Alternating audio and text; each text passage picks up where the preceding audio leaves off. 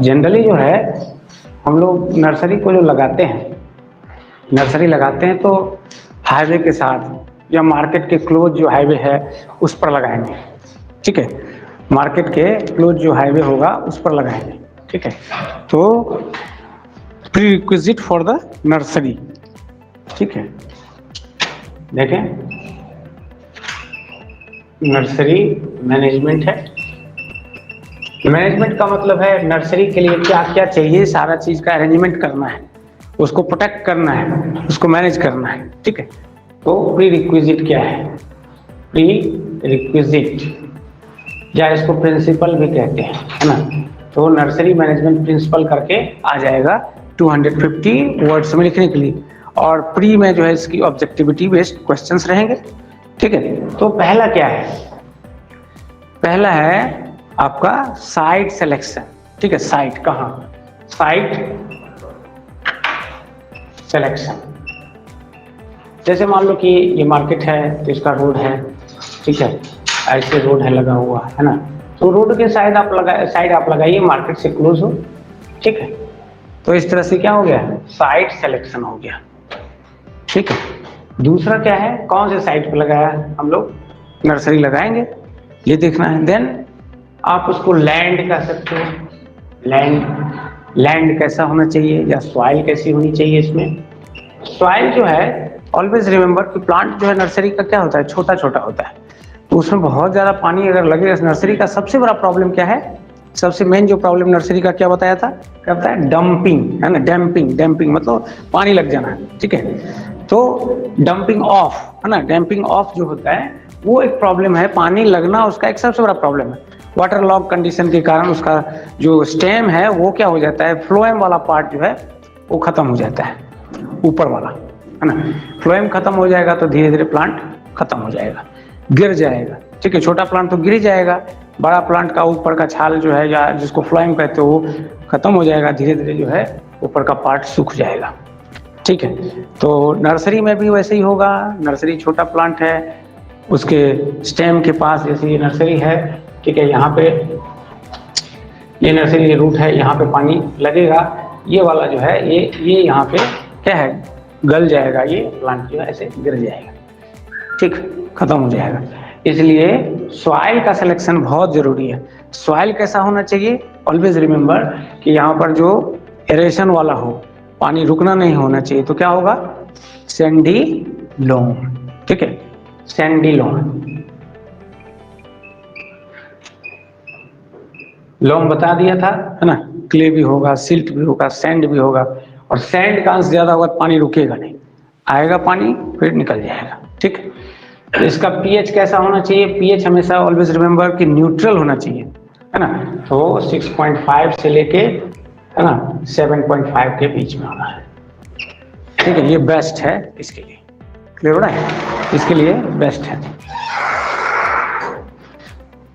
Land हो गया। तीसरा जो है, देखो कि नर्सरी लगाते हैं तो उसमें बहुत ज़्यादा टेक्नोलॉजी का यूज़ नहीं होता है, उसमें लेबर बेस्ड होता है नर्सरी। ठीक है, तो लेबर का आसपास में अरेंजमेंट होना जरूरी होता है। इसलिए थर्ड इंपॉर्टेंट प्रिंसिपल क्या है? लेबर। ठीक है, ये लेबर बेस्ड होता है, टेक्नोलॉजी बेस्ड नहीं होता है। Since there is less use of technology, तो लेबर का है ना, लेबर होना चाहिए, है ना, जो सेमी स्किल्ड हो। वो उसमें जो भी आप कह सकते हो वीड्स वगैरह लगेंगे उसको हाथ से ही निकालना पड़ेगा, तो बैठने के लिए जगह बनाना पड़ेगा। आप मशीन का यूज करेंगे तो प्लांट खराब हो जाएगा, है ना। तो ये सब ध्यान रखना है। देन देखें, साइट फॉर द प्रोजेनी कितना 10 से 30% एरिया प्रोजेनी के लिए डालते रखते हैं, है ना, प्रोजेनी के लिए रखते हैं। जैसे मान लो कि ये हमारा नर्सरी है, ठीक है, ये नर्सरी है तो इसका, ठीक है, इसमें इतना एरिया जो है 10% से लेकर के 30% एरिया जो है प्रोजेनी के लिए रखते हैं। जैसे मान लो कि कोई सीड आपने मार्केट से खरीदा, ठीक है। आपको कहा कि ये अच्छा मैंगो देगा, ठीक है, मालदा वाला है ना, लंगड़ा वाला है, दिया, आपने लगा लिया अपने उसमें नर्सरी में जो प्लांट तैयार हो गया आपने सेल भी कर लिया, लोग खरीद भी लिए, आपने कहा खरीद लिया, लोग ट्रस्ट पर खरीद लिया, वो गया लगाया, उसमें उसके बजाय जो कुछ और निकल गया, सिमिलर था लेकिन कुछ और था उसमें। तो ये जो मिसट्रस्ट हुआ, ये आप इसको कभी रिकवर किया जा सकता है? नहीं, क्योंकि मैंगो का बाग लग गया है ना, लग गया अपने खेत में तो 100 वर्ष तक चलता है, तो गया। इसलिए जब आप जिसका कि टेस्ट आप किया हुआ है उस प्लांट को अपने फार्म लैंड में लगाएंगे, सीड आप खरीदेंगे लेकिन उसका टेस्ट आपको करना है अपने फार्म लैंड में, मतलब कि अभी जो लगा रहे हैं उसका टेस्ट पहले ही हो जाना है, ठीक है। तो प्रोजेनी का टेस्ट कर लिया, मान लो कि उसी से सीड निकला, उसी जैसे आपने लगाया लंगड़ा, तो उसका सीड निकाल के फिर प्लांट बना दिया आपने नर्सरी में, सीड खरीदने की जरूरत नहीं पड़ी। तो वो प्रोजेनी जो लगाए हैं आप, टेस्टेड हैं, वही लगाया इसमें, यहाँ से ये प्लांट लगाया, इससे सीड निकाल के वही प्लांट यहाँ, वही सीड यहाँ लगाया, तो प्लांट जो तैयार होगा वो यही वाला तैयार होगा ना, ठीक है। तो क्या हुआ, ये तैयार हो रहा है, तो अब आप यहाँ से अगर सेल करोगे तो ओरिजिनल चीज सेल होगा, बदनामी भी नहीं होगी और आपका काम भी होगा। तो ये 10 से 30% एरिया में प्रोजेनी को लगाएंगे जिसका कि हम फ्यूचर में लेंगे। या फिर मान लो कि यहाँ कोई सीड आप खरीदा, इसमें लगाया, ठीक है, और इसमें से जो बेस्ट क्वालिटी है, ठीक है, उसका सीड लेके इसमें लगा लिया, ठीक है। तो ये क्या हो गया, फ्यूचर के लिए आपका प्रोजेनी हो गया, है ना, प्लांट हो गया। अब ये जब तैयार होगा, ठीक है, जब ये तैयार होगा तो इससे सीड निकाल के, ठीक है, अब हम इसको अपने फार्मलैंड में लगाएंगे और इसका प्लांट हम उसको सेल करेंगे। तो क्या हो गया, ये जिससे हम प्लांट लेना चाहते हैं, जिस सीड से, उसी सीड से प्लांट लिया, तो ये क्या हो गया, जो ये प्लांट हो गया जिससे कि हम सीड लिया, वो क्या हो गया, प्रोजेनी हो गया। समझ में आई बात कि नहीं? मान लो कि आपको किसी से खरीदा जाके सीड, कहा कि ये क्वालिटी है, मान लो कि पपीता है, नन्ही करके स्पीसीज आता है उसका जो हाई क्वालिटी है, खरीद लिया, कहा कि जो ये बहुत क्वालिटी वाला पपाया है, आप यूज करिए, लगा दिया पूरे में, अपने में प्लांट लगाया, तो अभी नर्सरी में लगाया है, नर्सरी में से आपने सेल कर दिया, लोग भी ले गए, लेकिन वो चीज़ नहीं निकला जो आप दिया लोगों को कह करके, तो आपके अगेंस्ट में वो तो एक कह सकते हो निगेटिव सेंटिमेंट डेवलप होगा कि ये जो है, जो कहता है वो रहता नहीं है, तो बाद में आपका नर्सरी चौपट हो जाएगा बिजनेस। तो इसके लिए क्या कर सकते हैं, या तो आप जो है अपना फार्मलैंड में जो लगाए वो टेस्ट किया कि हाँ ये बेस्ट क्वालिटी दिया था, और उसी का आप यहाँ उसी प्लांट को यहाँ लगा करके बार बार, ठीक है, इससे सीड निकाल करके उसका यूज करते रहे, है ना, जिसका कि आपको पता हो कि उसी क्वालिटी को हमको सेल करना है। समझ रहे हो? तो 10 to 30% एरिया किसका होना चाहिए, प्रोजेनी के लिए होना चाहिए, ठीक है। फिर हुआ साइट फॉर द प्रोजेनी, कितना होना चाहिए, 10 to 30%। Is it clear? किसी को कोई डाउट है? डाउट है जी, बोलो, क्लियर है?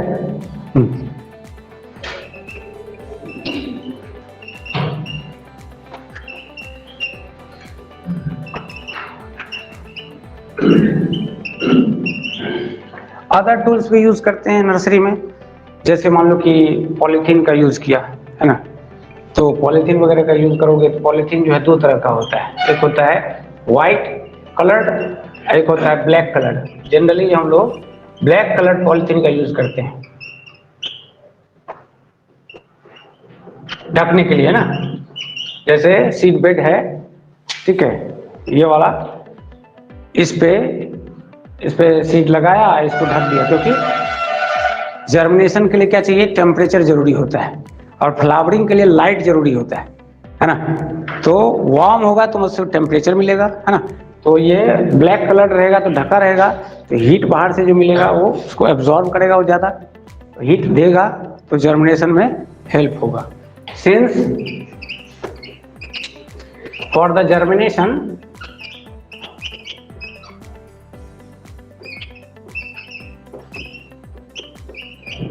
what is required, temperature is required, temperature is required. And black polythene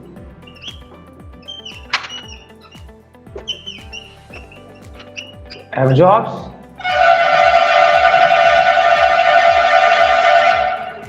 more heat, ज्यादा हीट को एब्जॉर्ब करेगा। ठीक है, ब्लैक पॉलीथीन जो है ज्यादा हीट को एब्जॉर्ब करेगा, तो ज्यादा टेम्परेचर कंपेरेटिवली व्हाइट के कंपेरिजन में मिलेगा। ठीक है, ये होगा। या फिर कई बार क्या है कि व्हाइट वाला रहेगा तो क्या होगा, अंदर में ब्लू ग्रीन एल्गी वगैरह ग्रो कर जाएगा। ब्लू ग्रीन एल्गी जो है वो आपको कह सकते हो ग्रोथ को डीमोटिवेट करेगा, क्योंकि उसके लिए भी न्यूट्रिशन भी चाहिए, है ना। इसलिए कई बार जो है अदर प्लांट के ग्रोथ को रोकने के लिए हीट वगैरह मिले प्रॉपर ढंग से, जो सीड लगाए हैं उसका जर्मिनेशन हो जाए सही ढंग से, इसलिए हम लोग ब्लैक कलर पॉलीथीन का यूज करते हैं। ठीक है, ब्लैक कलर पॉलीथीन का यूज करते हैं। देन है कि नर्सरी को बचाने के लिए हम लोग यूज करते हैं, नर्सरी में जो प्रॉब्लम होता है, जैसे हमने कहा कि जो डंपिंग ऑफ जो होता है ना, तो उसको बचाने के लिए जो है वो हम लोग क्या करते हैं। ठीक है, use of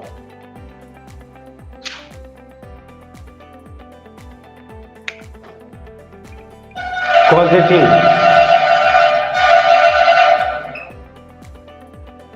use of fungicide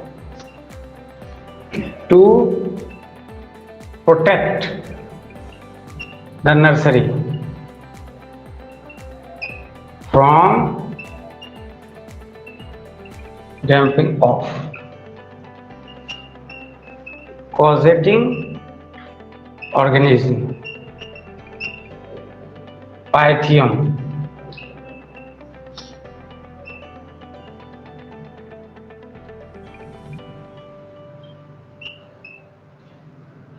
Fusarium,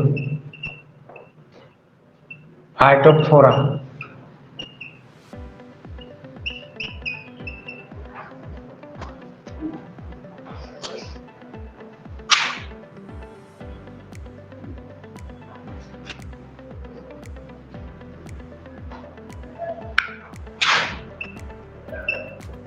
Rhizoctonia, main causating organism.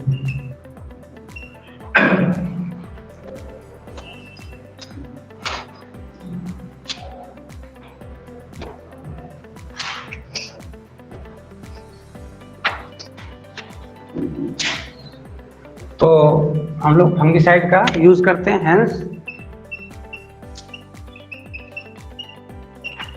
Use of fungicide, जिसको बोर्डियोक्स मिक्सचर कहते हैं, यूज करते हैं। इसमें 4:4:50 4 रेशियो में, जैसे 4 ग्राम है ना, तो ये क्या होगा, ये आपको लाइम रहेगा इसमें, चूना जिसको कहते हो। 4 के रेशियो में क्या होगा, कॉपर सल्फेट होगा, और ये वाटर होगा। बोर्डियोक्स टेस्ट की बात करेंगे तो वो कितना होगा, 4:4:10, मतलब ये क्या होगा, गाढ़ा होगा। ठीक है, पानी कम रहेगा, लेस वाटर। जैसे प्लांट में इसमें ये सरफेस के साथ ऐसे इसको लेप लगा देते हैं, है ना। तो क्या हो गया, ये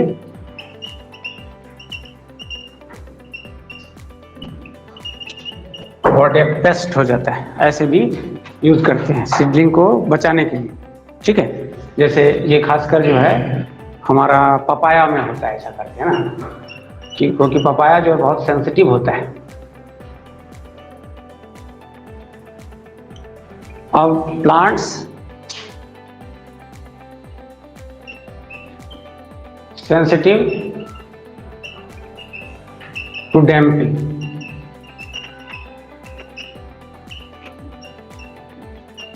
सोलानेसी, आलू, प्याज, मिर्च, ये सब जो है, बैगन, सोलानेसी फैमिली,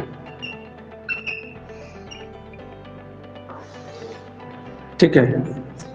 या फिर मान लो कि एस्पेरेगस होता है, या फिर आप उसको अश्वगंध जिसको कहते हैं ना, अश्वगंध, ये भी होता है सेंसिटिव। ओनियन,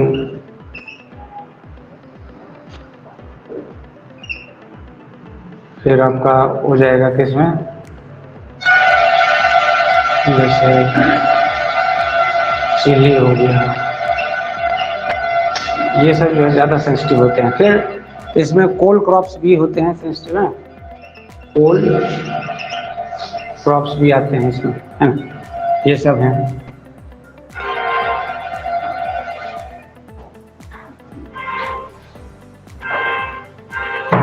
पपाया है,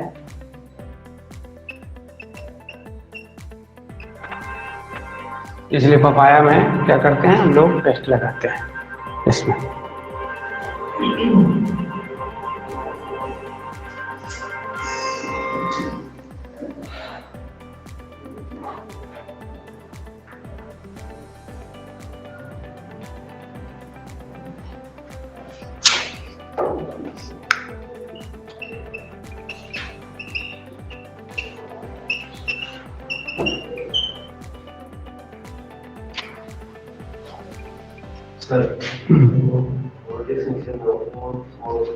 बोर 4:4:50, 10 जब पेस्ट बनाएंगे ना, 10 बनाएंगे, जब पानी 10 देंगे, 10 ग्राम पानी देंगे, वो पेस्ट बन जाएगा, ठीक है। पेस्ट बनेगा तो 4:4:10 होगा, पानी कम हो जाएगा, गाढ़ा होगा, ठीक है।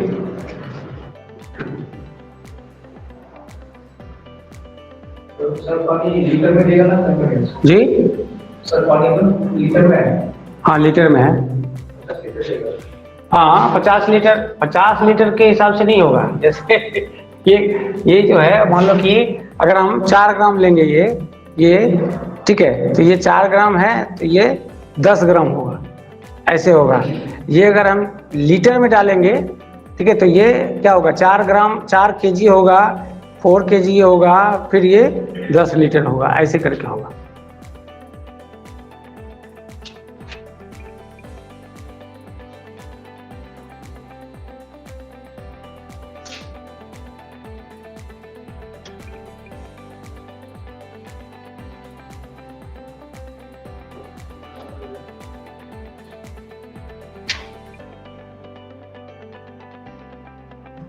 हो गया ये। अब देखो क्या है कि नर्सरी के जो हम लोग ने देखा, प्रिंसिपल में ही देख रहे हैं हम लोग, तो नर्सरी के जो टाइप्स होते हैं वो क्या है नहीं है, उसको हम लोग देखेंगे, ठीक है। नर्सरी टाइप्स तो होता है, एक प्लेन होता है, दूसरा होता है रीज होता है,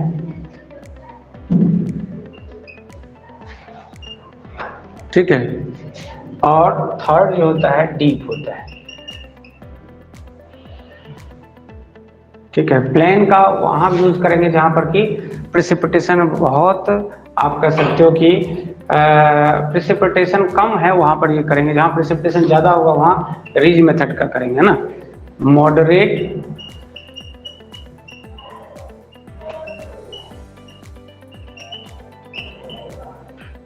नर्सरी बेड जो बनाएंगे ना, वो प्लेन होगा, जैसे बेड होगा ना, तो ये हो गया प्लेन हो गया, ये रिज हो गया, ये डीप हो गया। और रिज बनाएंगे wet the ridge high precipitation ज्यादा होगा ना, तो क्या होगा, पानी रुकने का चांस रहेगा। तो पानी रुकने का चांस होगा तो वहां पर हम लोग रिज पर करेंगे, मतलब ऊंचा उठा रहेगा, मतलब 15 सेंटीमीटर हाइट पर रहेगा, एट 15 सेंटीमीटर हाइट पर, ठीक है।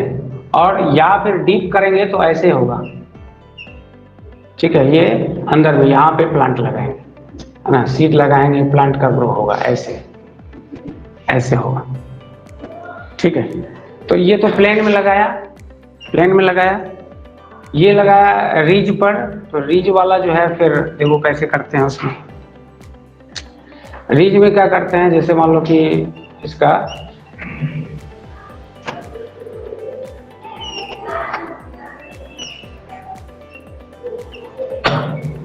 ये उठा हुआ है ना, ये बेड है बना हुआ, ठीक।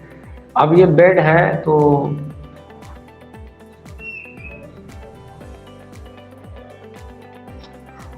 ये जो विड्थ होगा इसका कितना होगा विड्थ, ये पूछ लेता है। दूसरा मान लो कि यहाँ पे बेड बना हुआ है, ठीक है, ये ऊंचा है, ये भी,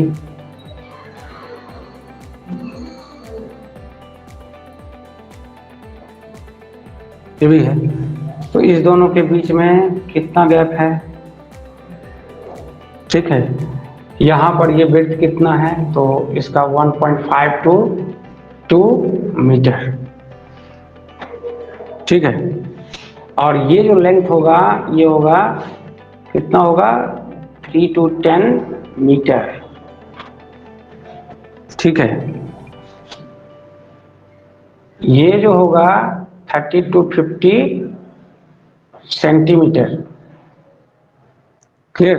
ये स्पेस उतना ही रखेंगे कि जितना मैं यहाँ पे बैठ करके हम लोग इधर से सफाई कर सकेंगे, इधर से बैठ करके यहाँ पे सफाई कर सकेंगे, ठीक है।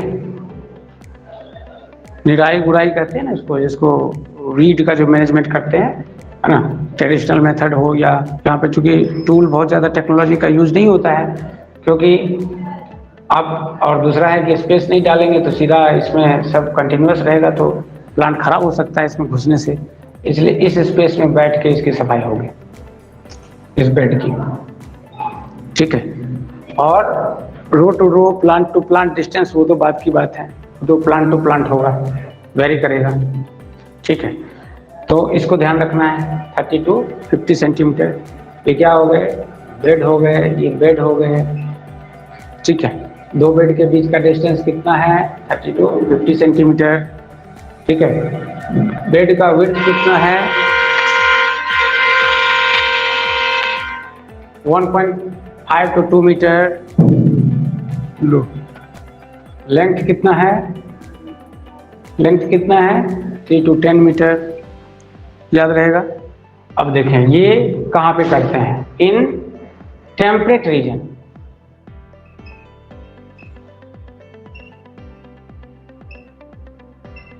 where there is frost, ठीक है, snowfall,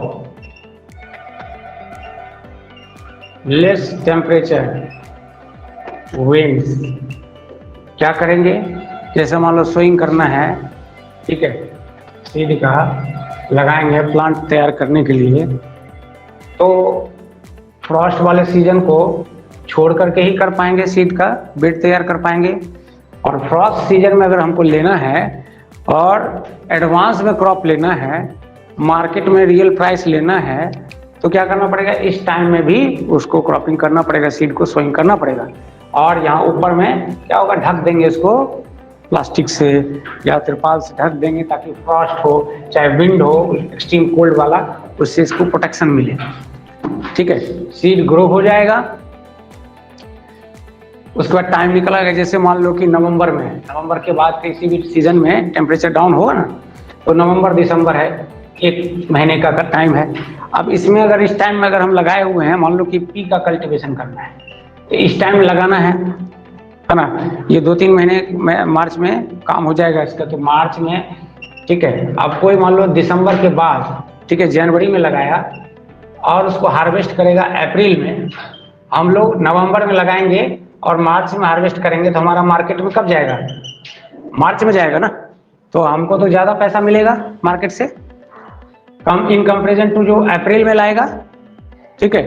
तो इसके लिए क्या करना पड़ेगा, हमको सोइंग करना पड़ेगा नवंबर में, और ये डीप सोइंग करना पड़ेगा, कि मतलब गहरा बना करके, ये कितना है ना, ये हमारा 45 to 50 सेंटीमीटर नीचे हम लोग डीप बना करके तब उसको ग्रो करेंगे, ठीक है।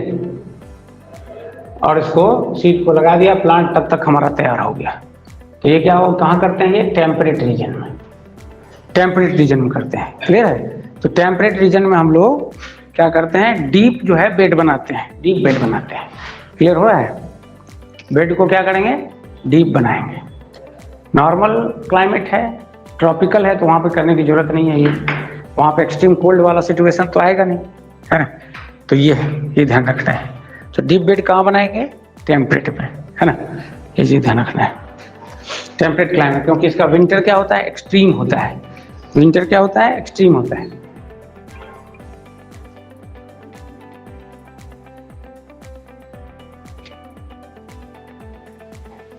एक्सट्रीम होता है। क्लियर है?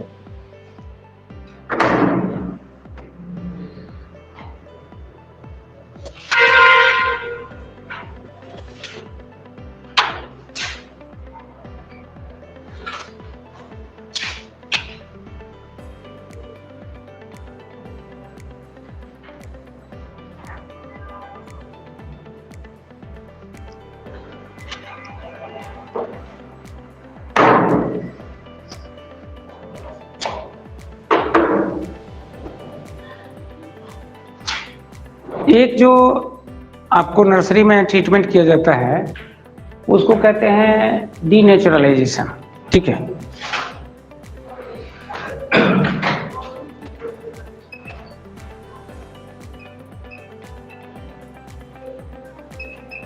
किसके लिए करते हैं, जैसे जो भी उसमें अनवांटेड है, मान लो कि इंसेक्ट्स हैं, पेस्ट हैं, वो सबको हटाने के लिए बाय ट्रेडिशनल मेथड,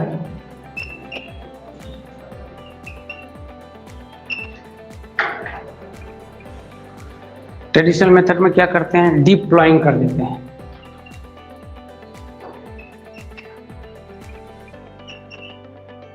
जैसे मान लो कि समर जहां टेम्परेचर ज्यादा है,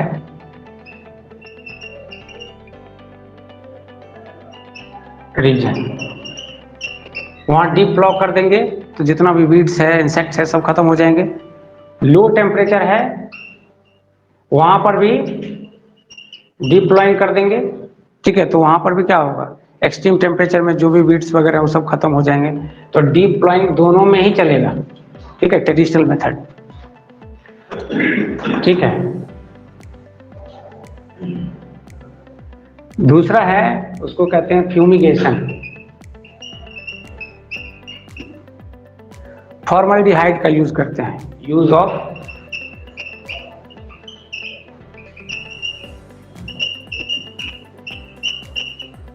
फॉर्मल्डिहाइड 250 kg पर हेक्टेयर। ठीक है? जैसे ये मान लीजिए नर्सरी है, तो अगर मान लो कि इसी को 100 में करेंगे तो 100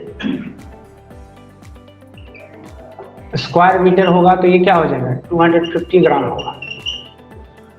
ठीक है? इसी को चेंज करेंगे तो क्या होगा, अब मान लो कि इसको इसमें फॉर्मल्डिहाइड को इसमें मिला दिया। ठीक है? और इसको प्लास्टिक से बांध दिया।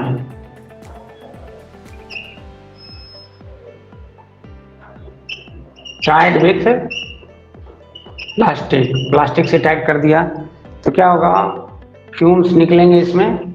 ठीक है? और अंदर में जितने भी होंगे इंसेक्ट्स पे सब खत्म हो जाएंगे। ठीक है? तो इसको कहते हैं फ्यूमिगेशन, यूज ऑफ फॉर्मल्डिहाइड। कैसे रेट होगा वो देख लिया, इतना नर्सरी का साइज होगा तो इस हिसाब से अलग अलग साइज में अलग अलग ट्रीटमेंट करेंगे। क्लियर है?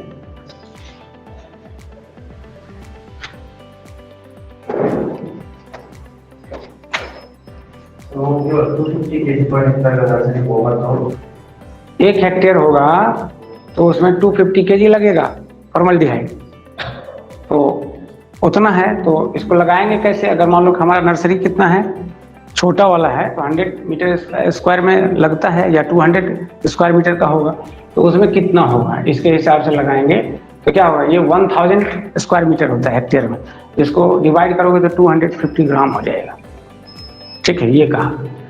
ठीक है, all the paste insects will be killed. इसमें बेड हमारा फ्रेश हो गया।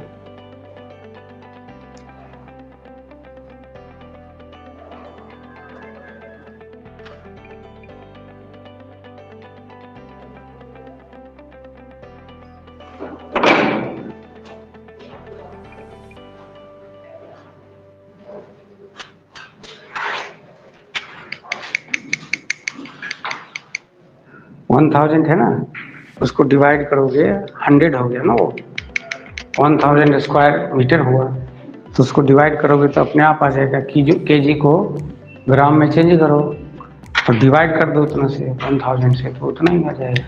ठीक, 250 ग्राम आ जाएगा।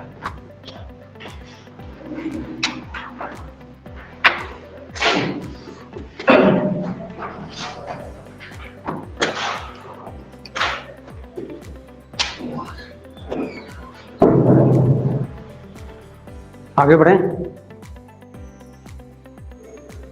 अब देखो ट्रांसप्लांटिंग करते हैं कैसे।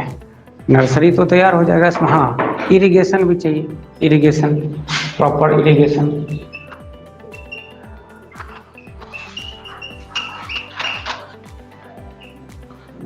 प्रॉपर इरिगेशन, इरिगेशन का मेथड क्या हो सकता है? स्प्रिंकलर है और ये सब जो है आपका, वो सब ट्रेडिशनल मेथड वो सब से नहीं करेंगे। यहाँ पर हम लोग करेंगे सीधा, हम लोग जैसे हम लोग यूज करते हैं जैसे रोज पेन, इस टाइप का होता है। देखो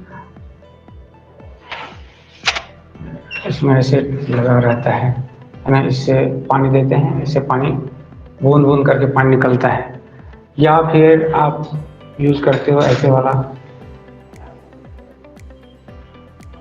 इसमें पानी निकलता है, शावर जिसको कहते हो, शावर है या रोज पेन यूज करते हैं ना, शावर मेथड।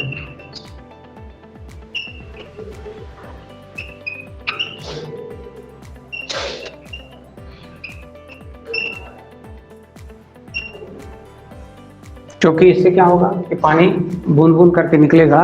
अदरवाइज क्या है कि मान लो कि स्प्रिंकलर से करेंगे, पानी ऊपर से गिरेगा तो सॉइल में क्या होगा, यहाँ वहाँ है ना, डीप या डिप्रेशन बन जाएगा छोटा छोटा, और उसमें पानी आ जाएगा। पानी आने से फिर डैम्पिंग होने का चांस रहेगा नर्सरी में। इसलिए पानी बहुत ज़्यादा नहीं आना चाहिए, इसलिए उसको इस रूप में देते हैं पानी। ठीक है, point to point, drop to drop water देंगे। ठीक है, ये रोज पेन मेथड और शावर मेथड, इसको स्प्रिंकलर से नहीं चलेगा काम। ठीक है, स्प्रिंकलर है या जैसे सिंपल इरिगेशन मेथड है, उसमें पानी बहुत ज़्यादा अगर आएगा, ठीक है, तो वहाँ सॉइल पर क्या होगा, डिप्रेस, सॉइल ढीला रहता है, ठीक है, उस पर डिप्रेशन बन जाएगा और उसमें पानी जमा हो जाएंगे। पानी जमा होने से जो सीडलिंग है वो क्या हो जाएगा, सड़ जाएगा। ठीक है, इसलिए इस मेथड से हम लोग इरिगेशन करते हैं। ठीक, देन एक होता है हार्डनिंग ऑफ। हार्डनिंग ऑफ भी करते हैं। हार्डनिंग ऑफ करते हैं किसमें, पेरेनियल जो क्रॉप होते हैं उनके लिए। और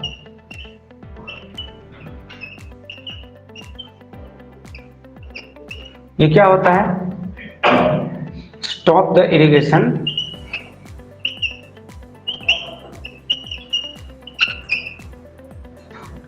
for 50 days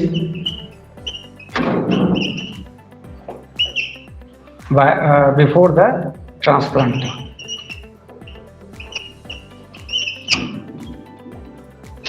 पंद्रह दिन पहले से जो उसमें क्या करते हैं, पानी देना बंद कर देते हैं, ताकि एडवर्स सिचुएशन में वो हार्ड बन के रहे। ठीक है, तो हार्डनिंग उसको कहते हैं। ये हार्डनिंग ऑफ किस में होता है, पेरेनियल क्रॉप में करते हैं। जैसे वेजिटेबल है, वेजिटेबल ज़्यादा क्या है, एनुअल है, बायनियल है, उसमें ये सब करने की जरूरत नहीं पड़ती है। जैसे पेरिनियल है तो सिर्फ फ्रूट वगैरह में, फ्रूट क्रॉप्स में ये सब करते हैं। ठीक है।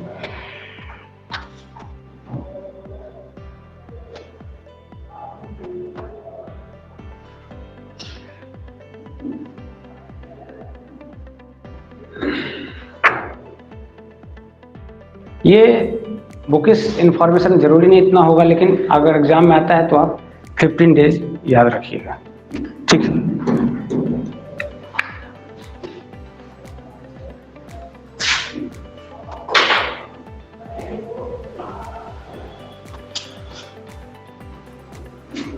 इसके बाद देखो कि ट्रांसप्लांटिंग है। ट्रांसप्लांटिंग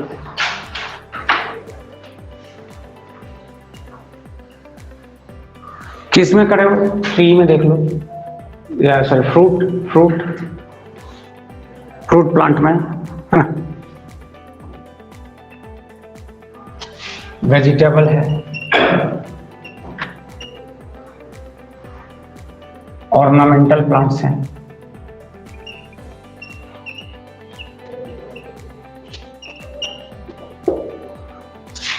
हम लोग क्या पढ़ रहे हैं? हॉर्टिकल्चर पढ़ रहे हैं, तो हॉर्टिकल्चर में मेनली तो यही सब आते हैं, fruit plants, vegetable and ornamental plants. तो फ्रूट्स में क्या है? देखो दो टाइप के होंगे, है ना, डेसिडुअस, चाहे किसी में हो, इसमें भी होगा, लेकिन डेसिडुअस हो चाहे एवरग्रीन टाइप का हो।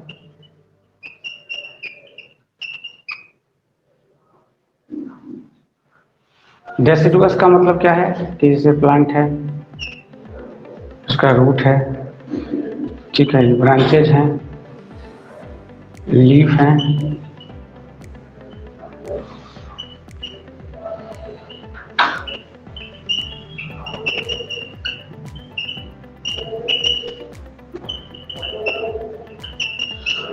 ये नवंबर से लेके जनवरी तक क्या होता है इसमें? ठीक है, डोरमेंसी आ जाता है,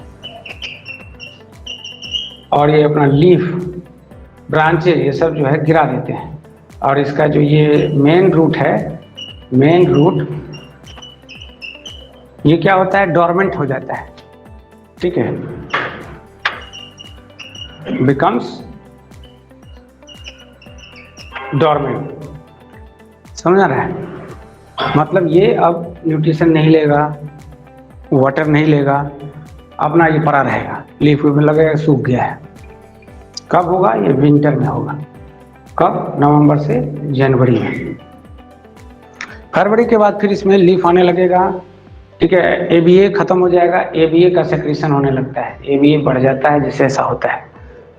ठीक है, एबीए का सेक्रेशन बंद, फिर से ये ग्रो, क्योंकि एक्सट्रीमली कोल्ड में इसको टॉलरेंट मिलना है, तो एबीए के द्वारा टॉलरेंट मिलता है, टॉलरेंस होता है, पानी अवेलेबल नहीं होगा उस टाइम में, तो क्या करेगा, है ना, तो इसके लिए करता है, डोरमेंट फेज में चला जाता है। तो ऐसा होता है, खासकर डेसिडुअस जो है, टेम्परेट प्लांट में डेसिडुअस वाले फीचर जो है, तो इनका ट्रांसप्लांटेशन करेंगे तो कब करेंगे? ठीक है, दैट इज इम्पोर्टेंट। और एवरग्रीन वाला है तो उसका कब करेंगे, है ना, transplanted during humid condition. Humid condition चाहिए ही ट्रांसप्लांटेशन के लिए, तो जिस समय ह्यूमिड कंडीशन होगा उस टाइम में करेंगे। का मतलब क्या है? जब मॉनसून के टाइम है ना, मॉनसून पीरियड, मतलब जून से लेकर के, ठीक है, जून से लेकर के सितंबर के बीच में करना है इसको। ठीक है, क्योंकि इसमें ह्यूमिडिटी जो है ज़्यादा होगा, है ना, ज़्यादा ह्यूमिडिटी रहेगा उस टाइम।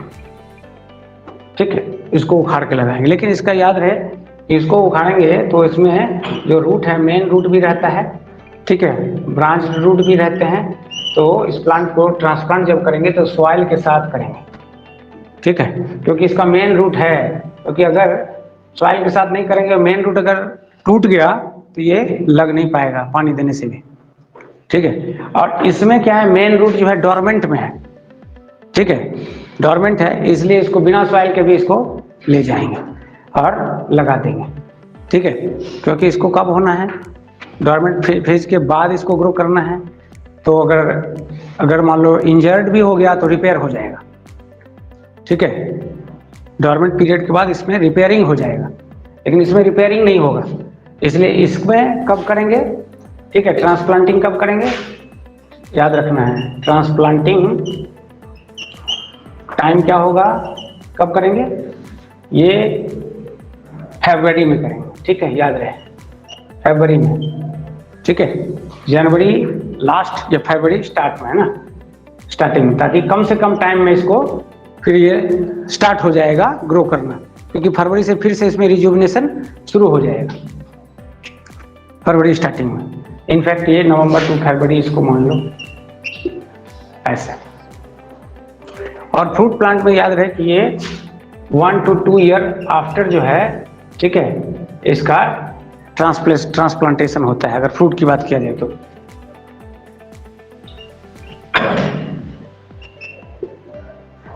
सीड लगाया, सीडलिंग ग्रो हुआ, 1 से 2 साल लगेगा नर्सरी में इसको, तब इसको ट्रांसप्लांट करेंगे।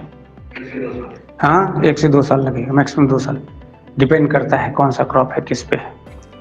ठीक है, लेकिन वेजिटेबल है 4 से 6 महीने, है ना, या 6 से 8 महीने, 7 महीने, उधर भी है 6 महीने, ज़्यादा है ना। महीने मत कहो, वीक हो, है ना, इधर तो वीक है, कुछ इसमें मंथ्स भी लग जाते हैं, पर ये क्या है, ये तो आपको ईयर का काम होगा, क्योंकि ये क्या है, फ्रूट्स मेनली क्या होते हैं, पेरिनियल होते हैं। फ्रूट्स जो है मैक्सिमली क्या होते हैं, पेरिनियल होते हैं। ठीक है, पेरिनियल का जो ग्रोथ है वो धीरे धीरे होता है। ठीक है, एनुअल का बहुत तेज ग्रोथ होगा, बायनियल का उससे कम ग्रोथ होगा, पेरिनियल का एकदम धीरे धीरे ग्रो होगा। ठीक है, तो ग्रो करने में टाइम लगेगा ना इसमें, तो ग्रो हो जाएगा तभी तो इसको लगा पाएंगे, तो इसलिए 1 to 2 ईयर लग जाता है इसका नर्सरी में। समझ में आ रहा है। अब इधर देखें, वेजिटेबल में, वेजिटेबल को डिवाइड कर दो किस में भाई, तो एनुअल में, बायनियल में और पेरेनियल में।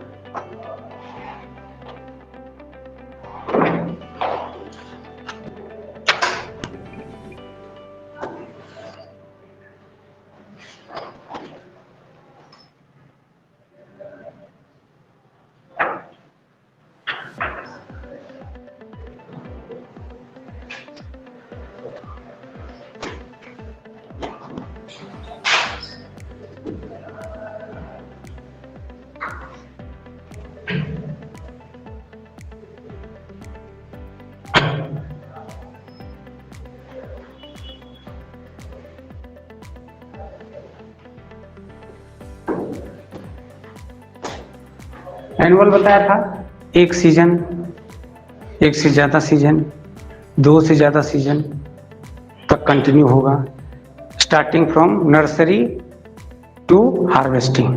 जितना टाइम लगा, ठीक है, उसको देखेंगे, एक सीजन में लगा, एक सीजन में हो गया कि 2 सीजन लगा दिया ये, कि 2 से ज़्यादा सीजन लगा दिया, इस हिसाब से ये होगा डिवीजन। ठीक है, तो एनुअल है, बायनियल है और पेरिनियल है। ठीक है, इसमें क्या होगा, देखो, ट्रांसप्लांटिंग जब अगर करेंगे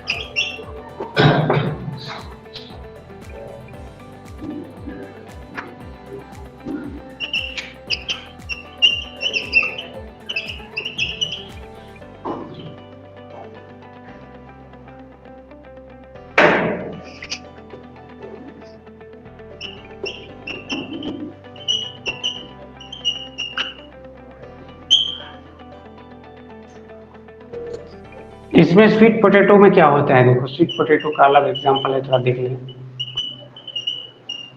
इसमें पहले लगाते हैं, ठीक है, तो पहले सीड लगाया, प्राइमरी नर्सरी बना, फिर उसके बाद फिर प्राइमरी नर्सरी में जो ग्रोथ होता है उसको ब्रेक करके 3 पार्ट में डिवाइड करके उसको सेकेंडरी नर्सरी, फिर वो ग्रोथ करते हैं सेकेंडरी नर्सरी में, देन ट्रांसप्लांटेशन करते हैं।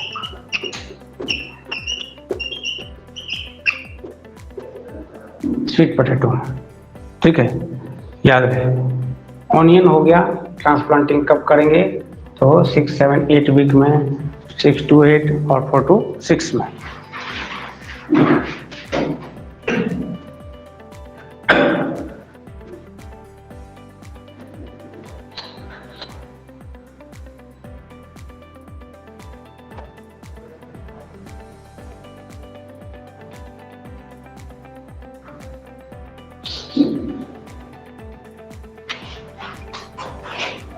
खरीफ है, जायद है, रबी है,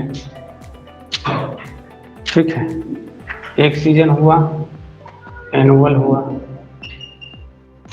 बाय एनुअल हुआ, और ये क्या हो गया, पेरिनियल हुआ।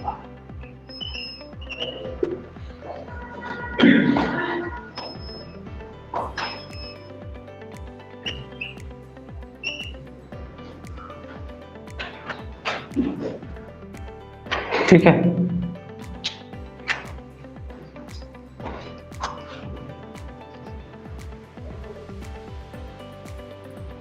मिटाए। स्वीट पोटैटो को पहले सीड लगाएंगे, प्राइमरी नर्सरी के रूप में होगा तैयार। उसके बाद जो ग्रोथ होगा उसको डिवाइड करके फिर प्लांट में, बड़े प्लांट में लगाएंगे। तो इसका जो बेड होता है वो, इसका साइज क्या होता है, 100 स्क्वायर मीटर, और सेकेंडरी बेड का होता है 500 स्क्वायर मीटर। इसका जो बेड होता है, इसका बेड जो होता है, ठीक है, वो होता है आपको, अगर हेक्टेयर के हिसाब से अगर करोगे तो 250 square metre per hectare. 1 hectare crop लेना है, 1 हेक्टेयर में लगाना है, तो 250, ठीक है, स्क्वायर मीटर इसका क्या होगा, बेड होगा, नर्सरी होगा, ठीक है। नर्सरी साइज क्या होगा, 250 स्क्वायर मीटर का 1 हेक्टेयर के लिए, ठीक है। मतलब कितना हो गया, 1000 को 250 से डिवाइड करोगे तो कितना होगा, 1/40 पार्ट।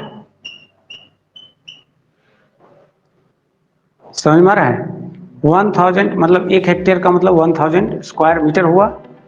उसके लिए जो सीड बेड लगाएंगे, नर्सरी तैयार करेंगे, तो उसका एरिया कितना होगा, 250 स्क्वायर मीटर में, ठीक है।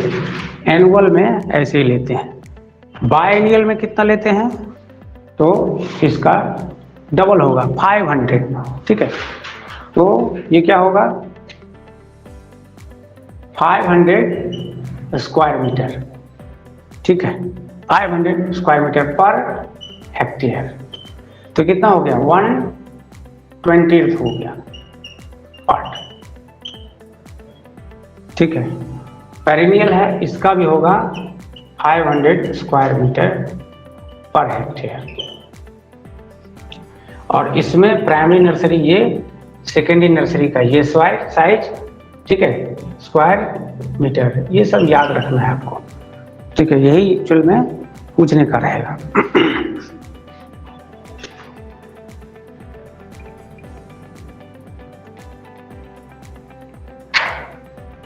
ठीक है, फिर आ जाओ ऑर्नामेंटल प्लांट्स में।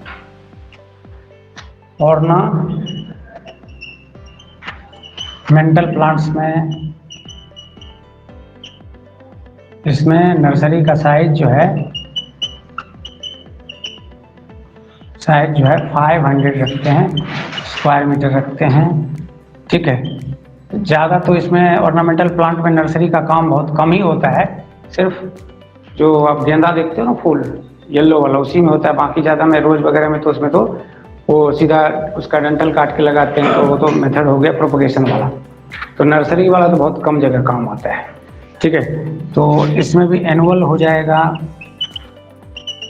बायएनियल होगा, पेरेनियल होगा, इसमें 6 मंथ होंगे हार्वेस्टिंग के लिए, इसमें भी वही 6 to 8 वीक होगा, ठीक है। इसमें भी 4 to 6 वीक होंगे, ठीक है। गुलदाउदी है, उसका भी हम लोग प्रोपगेशन करते हैं, है ना। आपका फिर बोगनविलिया है, उसका भी प्रोपगेशन करते हैं।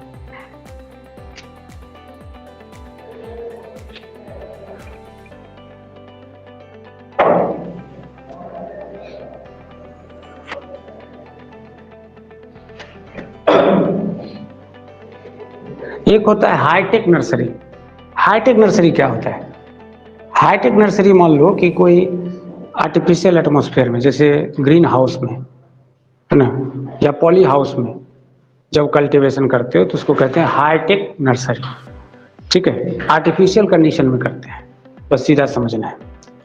और कोई क्रॉप सीजन से पहले लेना है या सीजन के बाद आप ग्रो कर रहे हो, है ना, एडवांस में ले रहे हो, आफ्टर द पीरियड ले रहे हो सोइंग का, तो फिर आपको हाईटेक नर्सरी का यूज करना पड़ेगा थ्रू आउट द ईयर के लिए। जैसे पी है, थ्रू आउट द ईयर हो रहा है ना, भिंडी है, थ्रू आउट द ईयर हो रहा है, तो उसको हम लोग कैसे लेंगे?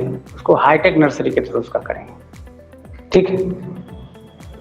तो high tech nursery means to say there is use of poly house, greenhouse technique, ठीक है। और सीजन से पहले लेना है क्रॉप को, सीजन से बाद लेना है क्रॉप को, थ्रू आउट द ईयर लेना है, तो नर्सरी जो बनेगा उसको कहेंगे हाईटेक नर्सरी, ठीक है।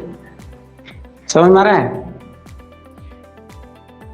तो हाईटेक नर्सरी क्या हुआ ये बताया। पॉली हाउस में जो नर्सरी बनाते हैं, ग्रीन हाउस में जो बनाते हैं, थ्रू आउट द ईयर जो क्रॉप को वेजिटेबल को लेना है, तो उसको हम लोग हाईटेक नर्सरी के थ्रू प्रोपगेट करेंगे, ठीक है। सॉरी, हाईटेक नर्सरी के थ्रू प्लांट लेंगे ना, सीडलिंग लेंगे। आज के लिए इतना ही।